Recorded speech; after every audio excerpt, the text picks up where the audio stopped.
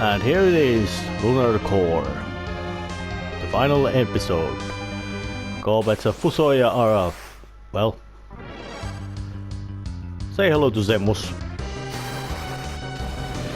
He looks quite evil. Sorcerer type of thing. Well, he isn't immune to damage attacks or anything like that. And for some reason Fusoja has gotten himself more magic points.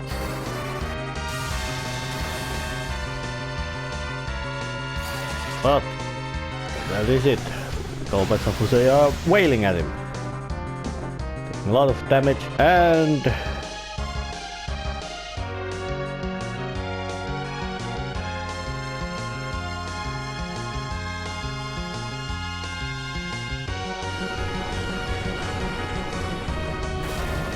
and a custom spell.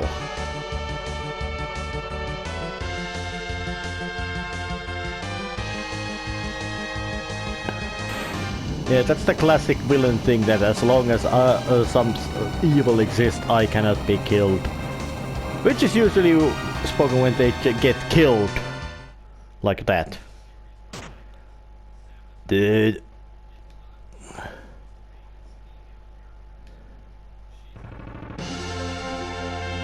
Yeah, that was the final boss.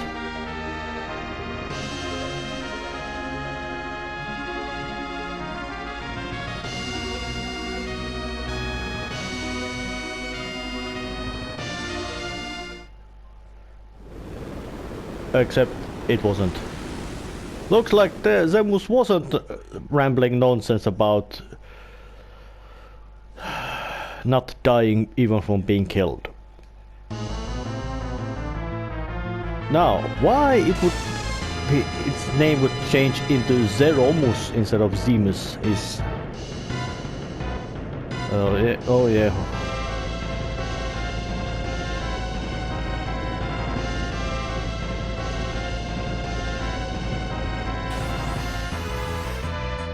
Yeah, but there it is. Zeromus.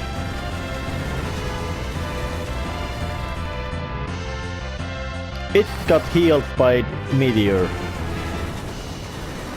Yeah. It looks nasty and powerful. Yep, no shit. It had effect.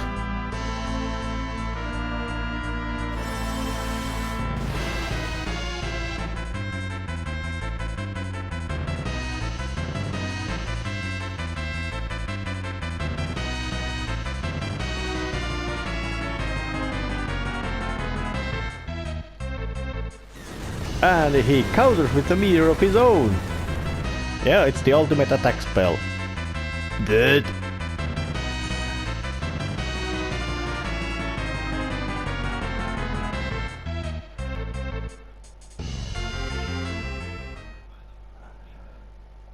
Ooh, and now more plot. We need a Deus Ex Machina.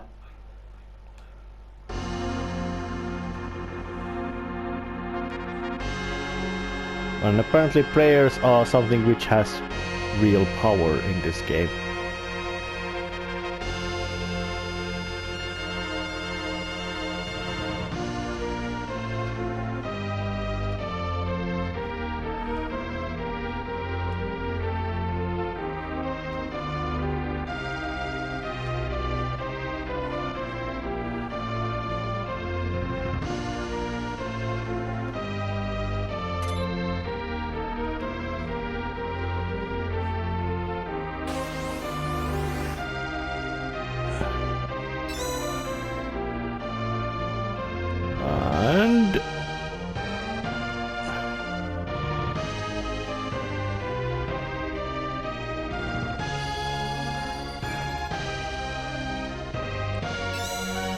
And from Life Power and Tela gets a final cameo at the appearance.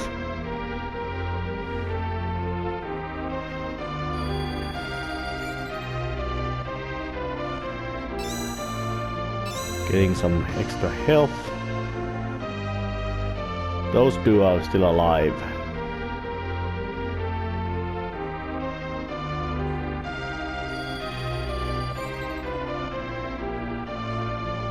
And some more extra heals and more, a little bit more. With this nice flashy background as well.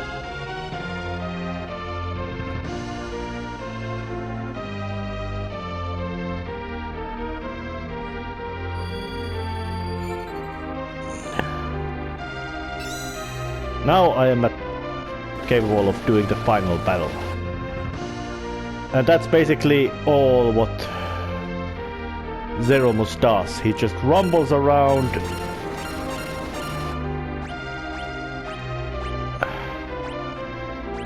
doing a, you could say,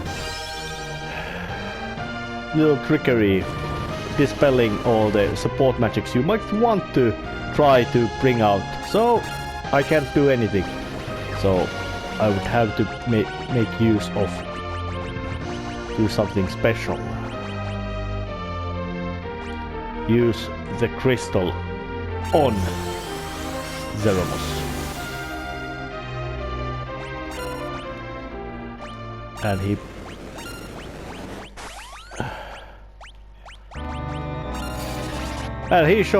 his real form is shown up, which is big and ugly. So now I'm gonna just bash at him a lot, using all my attacks, because that's how you handle final boss. Yeah, he looks some sort of weird abomination monster. But Puma stars from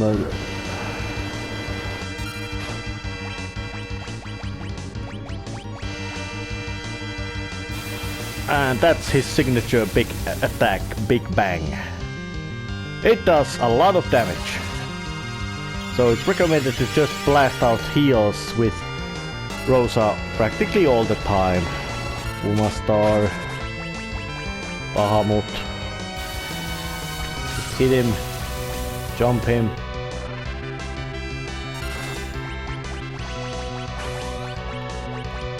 Cure 4.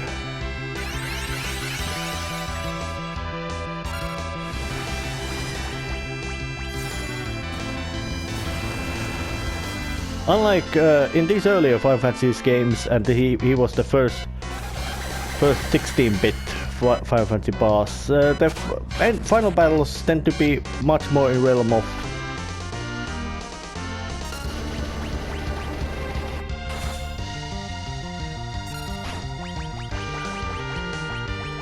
Sarja.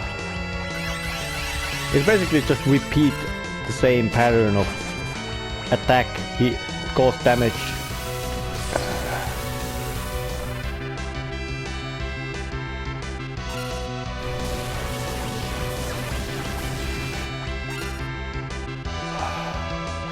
That all magic nullified is quite ineffective attack as it's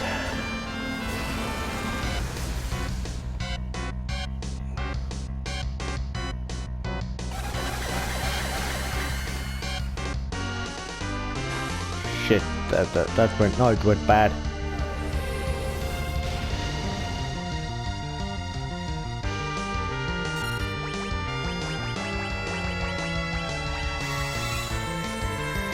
Come on, don't do any more of these area of effect attacks.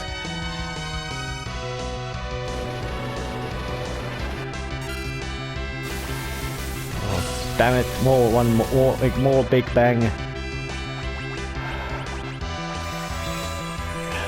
It's a real nasty if he just has to throw out many Big Bangs in a row.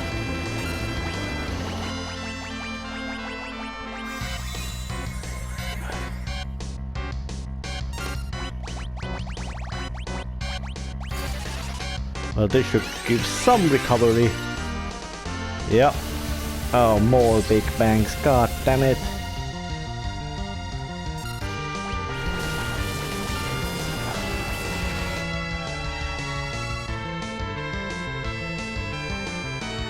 Well, that all magic nullified is not much of a scary thing.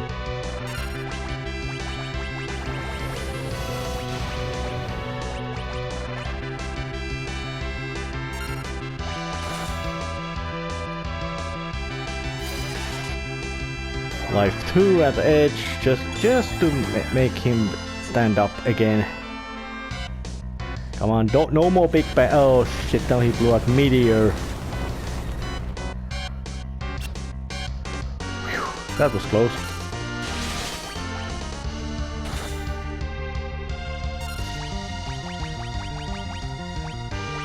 More. Oh, but you failed to do any damage with it. And he fell down. And of course, having fallen party members isn't really of a big deal. It looked quite close in a few films because he just made his Big Bang more. Of course, if he would be really smart, he would just spam the Big Bang over and over and over again, because even Rosa and Rydia most likely cannot outpace heal damage caused by that. And now he repeats the rambling of I will not die until evil. Well, maybe so, but you certainly are dying now. And I wonder, oh, and it was a big dramatic explosion. But I wonder, where do those stairs leading forward go? Do they lead to something like a place where Lunarians are kept in stasis? Or is it something like Zemus's own lair?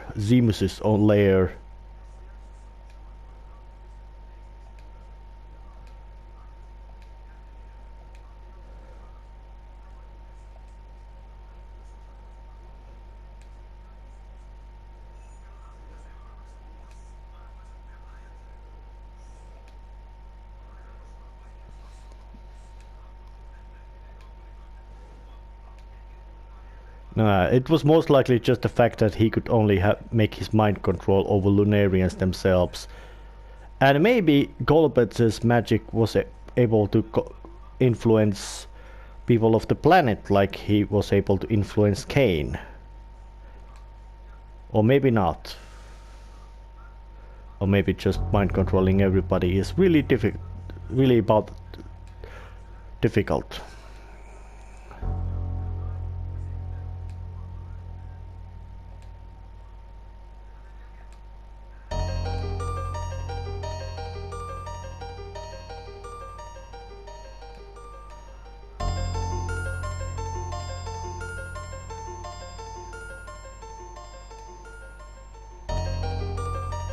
Oh, it most likely is the location where the Lunarians keep themselves in stasis.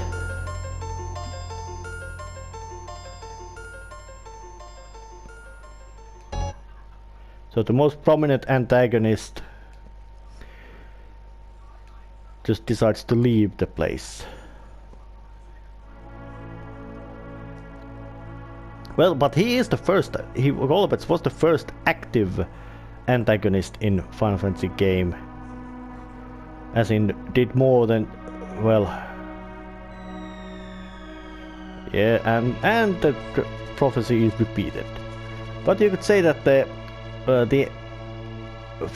main antagonist of first Final Fantasy was most likely just basically hidden all the game, and well, the Emperor of Final Fantasy II had maybe 2 appearances, and he was very shallow character, just an evil conqueror. But in this and Final Fantasy III, there was just few mentions and 1 appearance, and it would then be taken, and he would be then taken over in general memory by the final boss, who only appeared right at the end of the whole game, without any kind of foreshadowing. But in this one, the antagonist was mentioned early and appeared quite soon after that, and remained active until the end of the game.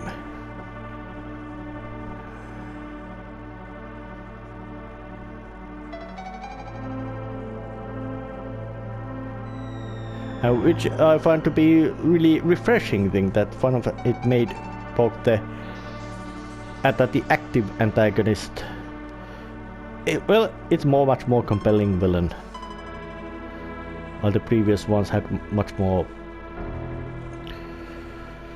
lesser villains. So it's stories about what happened afterwards.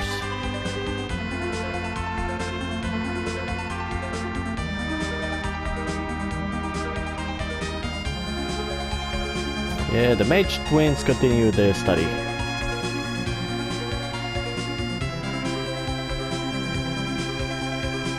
And if I remember right, this would be also the first Final Fantasy game that would actually get a sequel. The Final Fantasy 4 after years. Although I have not played that, so I cannot say anything about it. But I do know many characters do return in it, and it's quite structured quite differently than this. But still, it should tell you how important this game is for the whole series. Actually, Edge is no longer heir to the throne. He is the throne. He is king of Eblan now.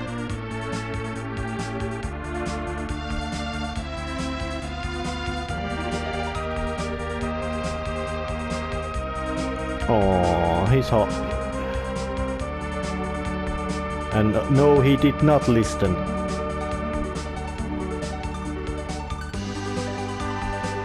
And that's her home.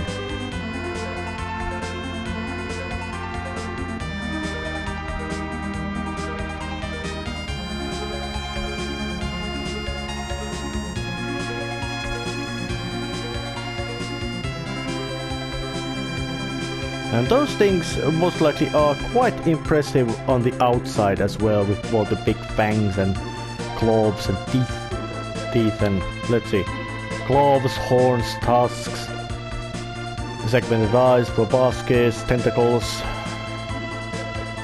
But how did Yang become actually being made into a king? Because he didn't seem to be any kind of heir or prince, just a high-ranking monk.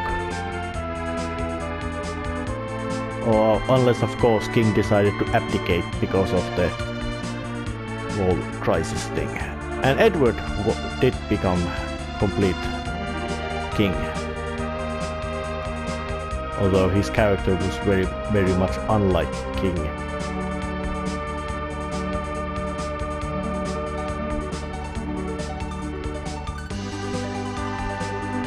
So there's quite lots of kings in the end.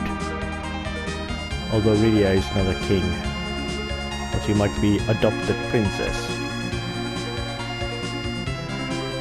Of course, meeting kings in Final Fantasy game is not unusual thing.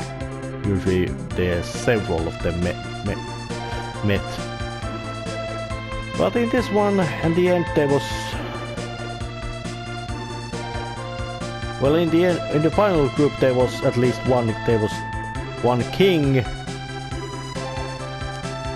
and there was two kings and one queen, maybe a princess as well. So it would be quite a high-ranking final group. And of course, in Final Fantasy 15, there's a main character is explicitly meant to be a prince. Or is a prince. I played a little bit of that. In 13 there is none. Oh, and now I know Cain is actually a blonde.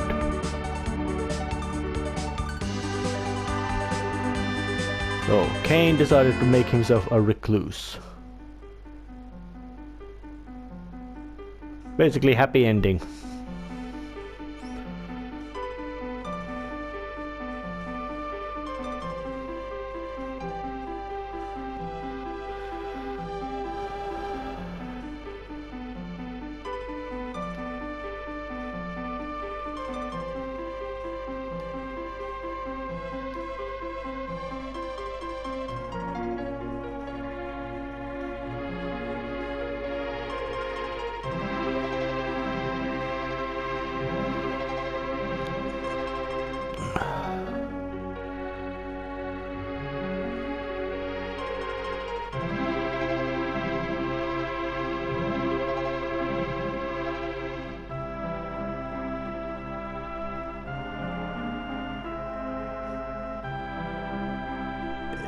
Yeah, the moon just left the orbit.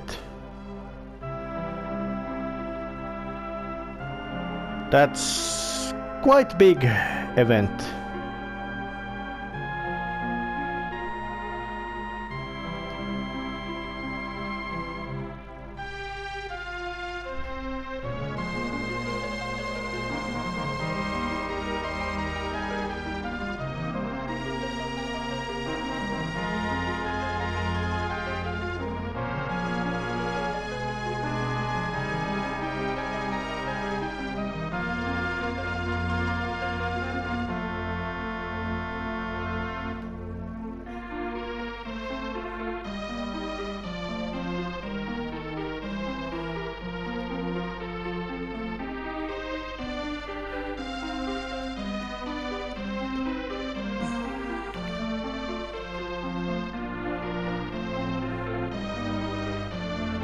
And of course it's a royal wedding as well, coronation and wedding. But as much as I could say about all the relationships shown in, especially romantic relationships shown in Final Fantasy games, Cecil and Rosa actually have quite healthy one. They show mutual support and they don't show much of any. Well, they just basically only show mutual support and help towards each other, and also both of them prove to be very brave. And this also, better say, well, Cecil is the hero, so of course he has. But then again, so does Rosa. She's shown to be equally important in general sense. Although in plot-wise, she does not have that much going on, being more starting as a damsel and then just basically tagging along.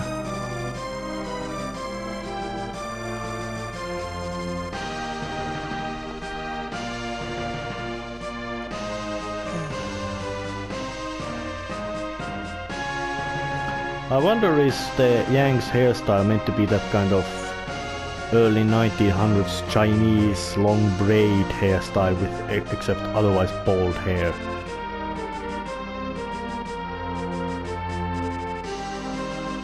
And a Mysidian Elder.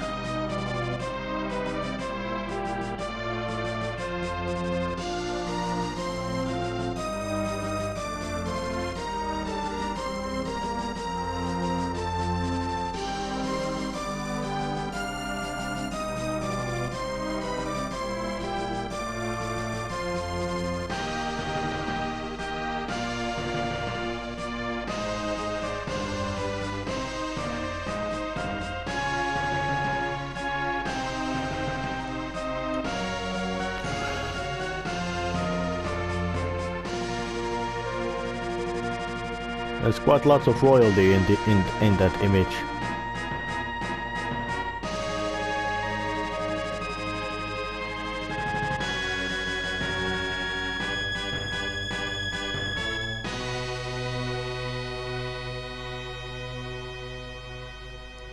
At least four kings alone, with certainty.